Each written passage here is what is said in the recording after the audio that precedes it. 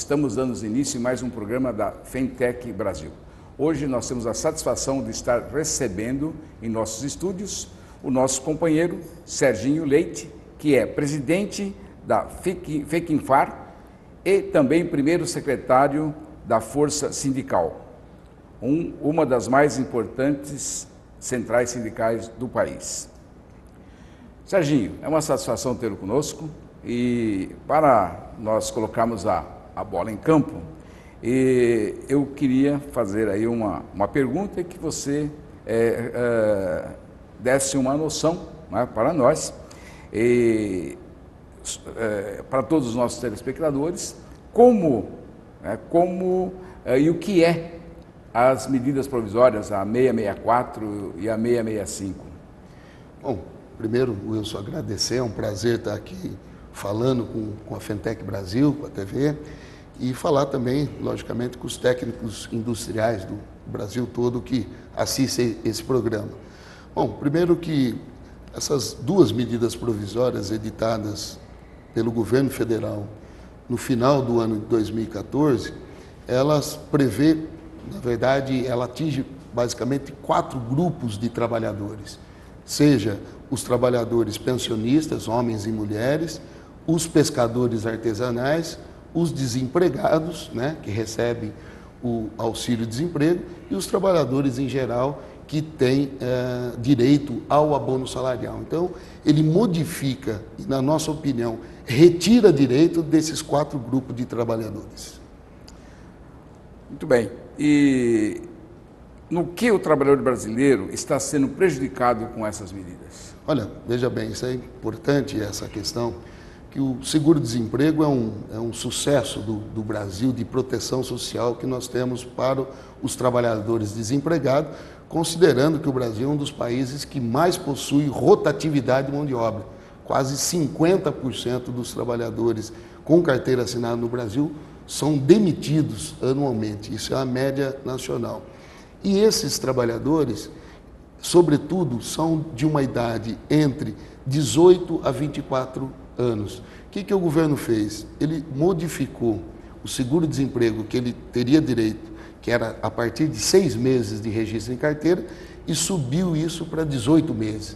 Isso pode e deverá prejudicar cerca de 4 milhões de trabalhadores que deixariam de receber o seguro-desemprego. Então, esse é um dos pontos que prejudica os trabalhadores.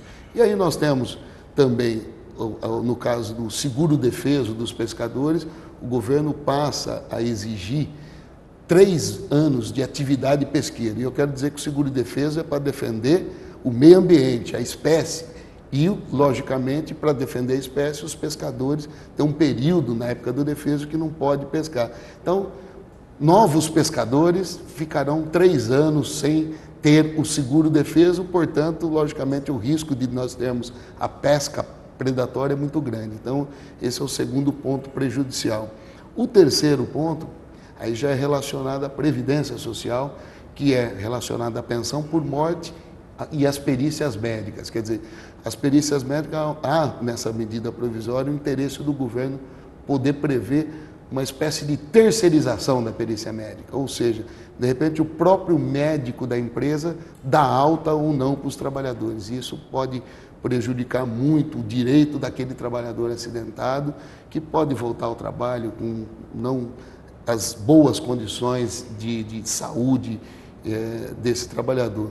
E, por último, a questão do auxílio reclusão também, que eu não falei no início, que traz modificações no auxílio reclusão daquelas famílias em que o trabalhador teve o seu marido ou a sua esposa preso. Então, são mudanças que o governo apontam, mas que retira e prejudica os trabalhadores.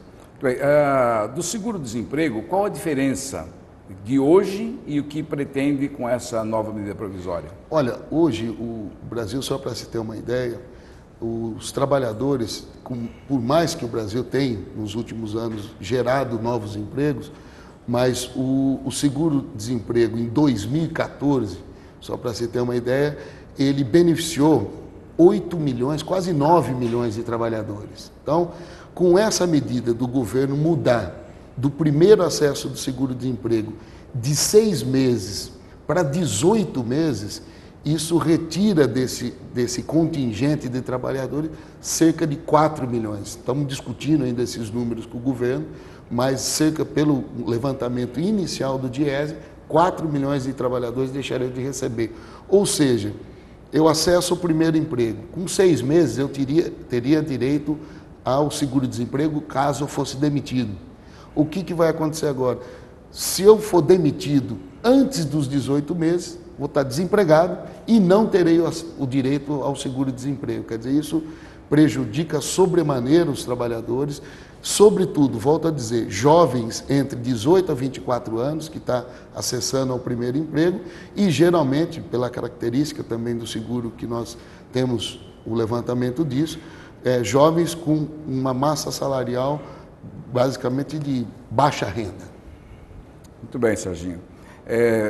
Falando um pouco da sua central sindical, falando um pouco da força sindical, nós temos observado que a força sindical ela tem um sistema, né, de apoiar aquilo que é de bom para o trabalhador e o que não é ter aí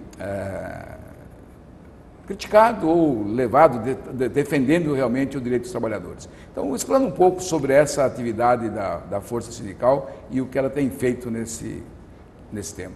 Bom, a Força Sindical, relativamente uma central jovem, mas é uma central que nasceu com um propósito importantíssimo de, primeiro, elas ter uma característica de pluralidade partidária, ou seja, nós temos dirigentes sindicais dentro da central filiados aos mais diversos partidos políticos, e também uma central que quer preservar os direitos dos trabalhadores e avançar. E esse contexto, o Wilson e os técnicos industriais, nós observamos, principalmente nos últimos 12 anos, que nós fizemos um levantamento junto ao DIAP e nós tivemos 19 legislações trabalhistas positivas aos trabalhadores nos últimos 12 anos. E, logicamente, que essas legislações, a Força Sindical participou, aplaudiu, lutou no Congresso Nacional, inclusive, para que essas legislações pudessem compor aí benefícios para os trabalhadores, entre elas o trabalho doméstico, o aviso prévio proporcional, enfim, várias legislações que beneficiaram os trabalhadores. Agora, logicamente, quando vem uma proposta, por exemplo, de terceirização que precariza os trabalhadores e também uma proposta como essa que falamos há pouco das medidas provisórias, logicamente a central vai se posicionar contrária, seja ela ao governo, e vai fazer esse debate no Congresso Nacional, com o governo federal, ou, se for um caso de legislação estadual ou municipal, vai fazer sempre no interesse de defender os trabalhadores. Muito bem, vamos a um pequeno intervalo e voltamos a seguir.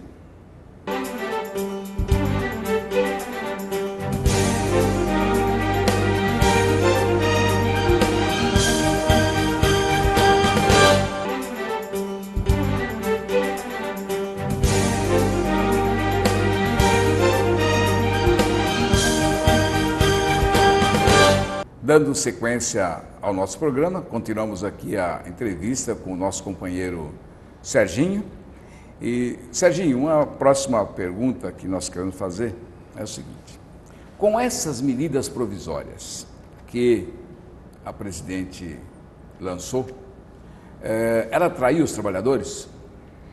Olha, eu vou responder com um histórico aqui um pouco, né? No dia 8 de dezembro de 2014, a presidenta Dilma chamou as centrais sindicais e nessa reunião, que foram as 6 centrais sindicais, ela foi muito enfática em dizer: olha, nós vamos promover um processo de diálogo permanente com os trabalhadores, um processo em que nós possamos pautar, pautar a pauta trabalhista, colocar em diálogo, e os direitos dos trabalhadores serão discutidos. Isso no dia 8 de dezembro. No dia 29 de dezembro foram editadas medidas que, na verdade, essas 2 medidas provisórias que prejudicaram os trabalhadores E, na nossa opinião, voltamos a dizer, ela não é ajuste somente, ela retira direito de trabalhadores, sobretudo de quase 4 milhões de trabalhadores. Então, é retirada de direitos. Então, eu quero ser convencido que a medida provisória, que a presidenta Dilma, eu não vou chamar nesse primeiro momento que ela traiu os trabalhadores, mas ela cometeu um erro em não dialogar com os trabalhadores. E esperamos que esse erro seja corrigido agora no curso da negociação, tanto que todos sabem que nós temos reuniões marcadas, um calendário de diálogo com o governo, justamente para discutir as medidas provisórias, e o pedido das centrais sindicais é muito claro, nós estamos pedindo para que o governo revogue as 2 medidas provisórias e inicie um processo de discussão para, aí sim, verdadeiros ajustes, por exemplo, de diminuir rotatividade, de você combater fraudes no seguro-defesa e seguro-desemprego, que isso as centrais apoiam o governo. Então, nós precisamos fazer essa correção de rumo já nesse início do primeiro mandato, para que a presidente não cometa novos erros. Eu quero dizer que temos sim o que fazer nesses temas: seguro-defesa, seguro-desemprego, pensão por morte, previdência social, nós temos. Inclusive, eu quero reafirmar aqui o que nós falamos na primeira reunião com o governo. Em 2013, mais precisamente em novembro de 2013, nós fomos chamados pelo governo federal, através do então ministro da Fazenda, Guido Mantega, e onde ele abordava essa preocupação com o seguro-desemprego e os gastos do FAT. Imediatamente, as centrais sindicais fizeram propostas concretas para o governo resolver essa questão do FAT, resolver questões da Previdência Social e, logicamente, o que nós vimos que nessa medida provisória aqui, a 664 e a 665, não tem nenhuma proposta oferecida pelas centrais sindicais ao governo federal. Bem, nós vimos na imprensa esses dias que o Mantega participou dessa elaboração, né, desses documentos aí. Quer dizer, isso já vinha sendo discutido anteriormente, né? Não é nesse período agora, né, que já vinha sendo discutido há algum tempo essas medidas a serem tomadas. Né? Não tenha dúvida, os jornais noticiaram e, logicamente, acho que é impossível, né, qualquer governo discutir tamanha proposta, tamanho pacote desse aí que caiu nas costas dos trabalhadores num período muito pequeno, muito curto. Então, nós temos convicção que essas medidas já estavam sendo elaboradas dentro do governo, mas quero deixar claro aqui a cada trabalhador, a cada trabalhadora, que diferente do que é afirmado pelo governo federal, em nenhum momento essas propostas foram debatidas, discutidas e tiveram qualquer tipo de aval das centrais sindicais. Então, quero deixar isso, temos falado isso em todos os meios, para os trabalhadores, temos nos comunicado com a sociedade para deixar claro, o único contato que nós tivemos com o governo federal para esse tema, principalmente seguro-desemprego, foi em novembro de 2013, aqui em São Paulo, lá em São Paulo, no gabinete da Presidência da República, que nós fizemos uma proposta para o governo na verdade, para sanear isso, que tendo oportunidade, podemos até, de forma geral, falar dessas propostas aqui, que é isso que nós vamos reafirmar para o governo federal. Muito bem.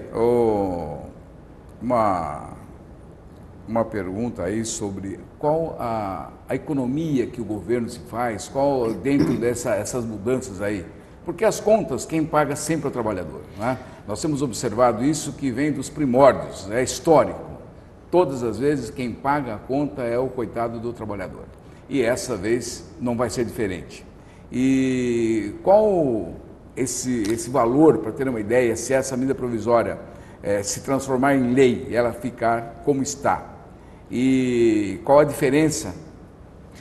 Claro, o governo tem dito, e o DIEESE, junto com os técnicos do governo, o DIEESE, para quem não sabe, é um Departamento Intersindical de Assessoria, né? Então, um dos órgãos mais respeitados aí de institutos que faz pesquisas econômicas no nosso país, criado pelo próprio movimento sindical.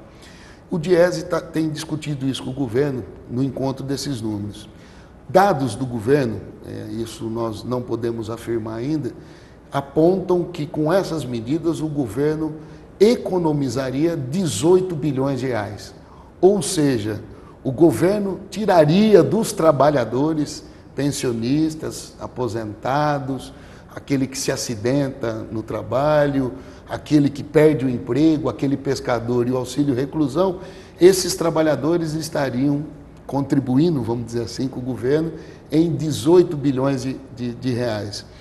Mas eu quero relembrar, e os jornais também noticiaram essa semana, que só de desonerações, seja ela da Previdência Social ou do PIS, que justamente financia o seguro-desemprego, o governo já acumulou 107 bilhões de reais que deixou de arrecadar do setor empresarial. Quer dizer, então, podemos dizer então que nesse processo o governo desonerou a indústria, alguns setores da indústria, do serviço, do comércio, desonerou Previdência, desonerou PIS e pegou parte dessa conta e agora vamos tirar dos trabalhadores, desse grupo de trabalhadores que eu disse. Só para se ter uma ideia, Wilson, como eu faço parte também do Conselho Deliberativo do Fundo de Amparo do Trabalhador, o CODEFAT, então nós temos esses números muito claros e vínhamos alertando o governo desde 2013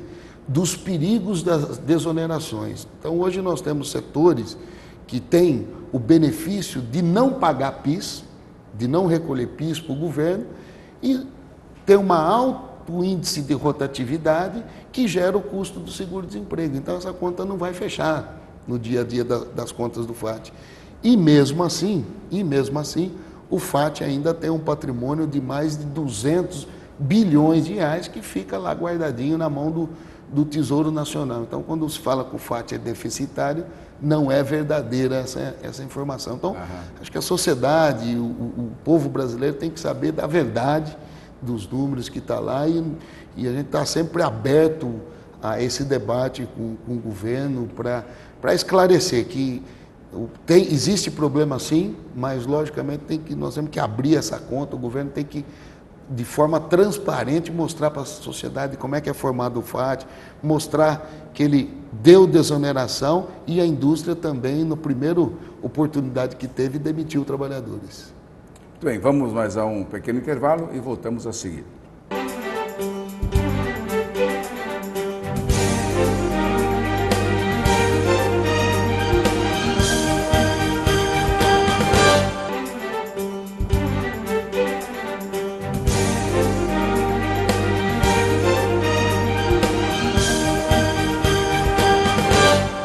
Iniciamos o programa, continuamos com a entrevista com o nosso companheiro Serginho Leite, que é o primeiro secretário da Força Sindical. Serginho, nós queríamos passar a informação para os nossos telespectadores como estão as centrais sindicais nesse movimento. Elas estão unidas, estão fazendo um trabalho em conjunto, os sindicalistas estão unidos para essa luta aí, para que o trabalhador esteja o menos prejudicado possível. Olha, acho que um fato importante que aconteceu no Brasil nos últimos 12, 15 anos, Wilson, foram um processo de unidade de ação das centrais sindicais. Ainda que cada central tenha a sua opinião política em determinados temas, determinados assuntos, que é salutar para o crescimento, para o debate, para a democracia, mas as centrais sindicais têm, nos últimos 15 anos, tido ações conjuntamente, fechando questões em propostas conjuntas, tanto na pauta positiva, que nós esperamos implantar, né, um diálogo com o governo, que é acabar com o fator previdenciário, reduzir jornada de trabalho, combater o PL 4330, que trata da terceirização, enfim, de vários pontos da nossa pauta trabalhista, mas também as centrais se unificaram muito de forma importante, também para combater os projetos de lei e essas duas medidas provisórias que prejudicam e retiram o direito dos trabalhadores. Não só estão unidas, como realizaram um ato no último dia 28 de janeiro, de forma conjunta, em várias capitais do Brasil. Em São Paulo houve uma concentração meio que para avaliar um pouco os atos que aconteceram em todas as capitais do Brasil e apontam para novas manifestações futuras não só contra as duas medidas provisórias, mas também a favor da nossa pauta trabalhista positiva. Então, o segredo da nossa pauta, da nossa unidade de ação das centrais sindicais, talvez seja o segredo para que o sucesso que nós tivemos, como disse no início do programa, nós tivemos nos últimos 12 anos, conseguimos aprovar 19 legislações que beneficiaram trabalhadores das mais diversas categorias e dos mais diversos setores, seja de serviço, da indústria e do comércio ou de todos os trabalhadores. Então, a unidade de ação das centrais sindicais é essencial para o sucesso aí, para resistir às perdas que estão tentando implantar os trabalhadores e avançar na nossa pauta trabalhista. Isso aí a gente tem observado bastante, que a gente acompanha as centrais sindicais desde que elas existiram, né? E antigamente a gente observava que uma era inimiga da outra, né? Quer dizer, era praticamente um confronto de uma central com a outra. Eu tive oportunidade de participar de congressos internacionais, onde tinha uma determinada central sindical sentada no banco da frente e nem olhava para nós, que nós não éramos nenhuma central. Então, quer dizer, essa coisa evoluiu bastante. Eu acho que as centrais têm que agir assim, porque nós todos defendemos o mesmo interesse, o interesse do trabalhador. Então, por que essa divergência? Então, eu acho que está muito bom e que, com certeza, quem ganha com isso é o trabalhador. Wilson, só para você ter uma ideia, o presidente licenciado da Força Sindical, o deputado Paulinho, quando nós começamos a realizar as marchas até Brasília, então nós tínhamos uma bandeira grande assim, que nós estendíamos, grande, não era para ficar bonito para foto aérea, não, era para o pessoal só brigar debaixo da bandeira para não aparecer isso na TV ou nas fotos. E, logicamente, que isso evoluiu bastante, a unidade das centrais. Por exemplo, eu comentei dessas marchas, Brasília ou São Paulo, ou nas grandes capitais, foi através dessas marchas que nós conquistamos, que não foi dado, foi conquistado, a política de valorização do salário mínimo, quer dizer, que vigora até 2015, vamos ter que negociar a continuidade disso com o governo. Então, foi através dessa, começou com uma caminhada de São Paulo até Brasília, das centrais sindicais, a pé, já desde lá do governo, final do governo Fernando Henrique, começo do governo Lula, que aí nós conseguimos e conquistamos uma política de valorização para o salário mínimo, que valorizou aí nos últimos 10 anos mais de 72% de aumento real acima da inflação. Estou querendo dizer aqui à sociedade brasileira, aos trabalhadores, que é o salário mínimo ideal para um pai de família ou para uma família. Mas, com certeza, ele obteve avanços nos últimos 10 anos e faz parte da nossa pauta trabalhista continuar avançando na valorização do salário mínimo. Se essas medidas provisórias forem aprovadas, transformarem em lei, o que elas representam para a economia do Brasil? Bom, logicamente, se elas forem aprovadas, o governo vai cometer uma das maiores injustiça com os trabalhadores, pelos motivos que nós falamos aqui. Perde desempregado, perde o trabalhador, quero dizer assim, perde o trabalhador desempregado, perde o pescador, perde a viúva ou o viúvo, perde a família que tem o auxílio reclusão. Eu acredito, Wilson, e a toda a sociedade, que nós vamos ter um debate primeiro que eu acredito no diálogo aqui com o governo. Espero que já avancemos em algumas coisas na negociação com o governo. Mas eu acredito também num grande debate no Congresso Nacional. Acho que o governo terá uma dificuldade muito grande de jogar essa conta nas costas dos trabalhadores. Quer dizer, o governo a presidenta vetou, por exemplo, a correção da tabela do imposto de renda de 6,5%.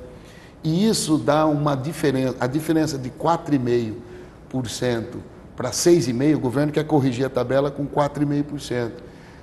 Dá uma diferença de 7 bilhões de reais. Então, é 7 bilhões que sai do bolso dos trabalhadores e vai para o governo. Então, arrecada mais. Por outro lado, o governo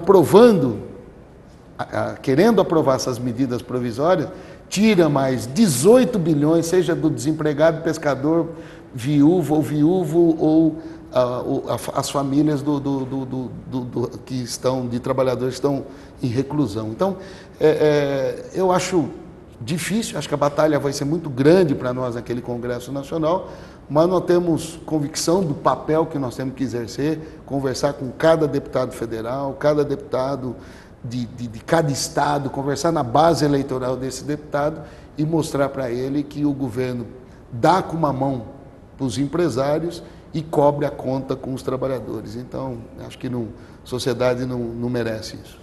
Bem, nós não falamos muito sobre a aposentadoria. Mexe também na aposentadoria de uma maneira bastante complicada, né? Em especial na pensão por morte, né? Em especial na pensão por morte e nas perícias médicas. Então, eu acho que tem algumas distorções, sim, na questão das pensões, mas não é da forma que o governo colocou. Quer dizer, aí ele coloca assim, eu não tenho o tempo necessário aqui para detalhar os números, mas digamos assim, dependendo a idade da viúva, ela tem direito à pensão até um determinado ciclo da vida dela, por exemplo, até 10 anos ou 12 anos a mais. Isso significa que depois desse período ela não pode ter direito mais à pensão, e aí ela vai ter que procurar, depois de uma certa idade, como que ela vai ser, exatamente, ela vai sobreviver, porque ninguém fica rico com pensão por morte,